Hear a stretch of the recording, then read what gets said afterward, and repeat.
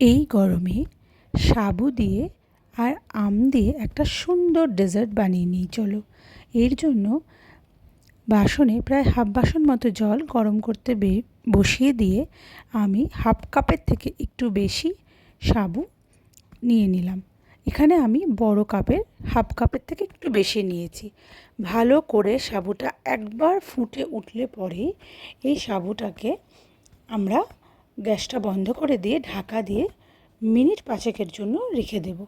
এরপর ওই সময় আমরা মিক্সি জারের মধ্যে কেটে রাখা কিছু আম দিয়ে দিলাম।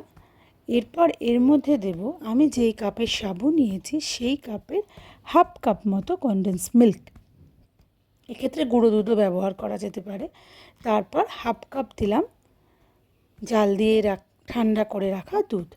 আর এরই ফাঁকে আমি সাবুটাকে ভালো করে ঠান্ডা জলে ধুয়ে ছাঁকনিতে ছেঁকে রেখেছি। ছাঁকনিতে ছেঁকে রাখার পরে ঠিক এরকম পজিশন হবে। এরপর মিক্সিতে করে রাখা ওই মিশ্রণটিকে ভালো করে ছেঁকনি দিয়ে ছেঁকে নিচ্ছি।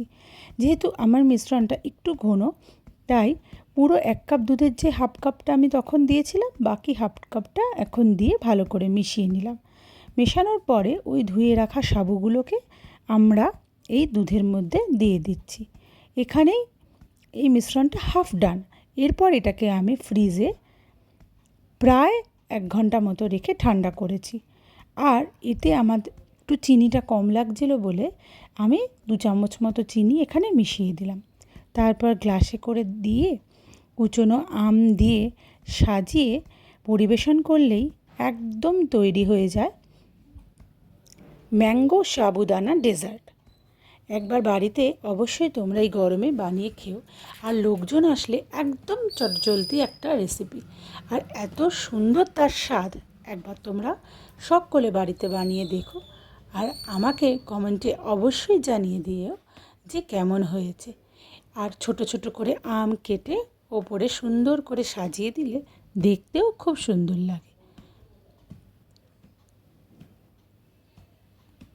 ভালো লাগলে রেসিপিটি আমার চ্যানেলটি সাবস্ক্রাইব করে দিও।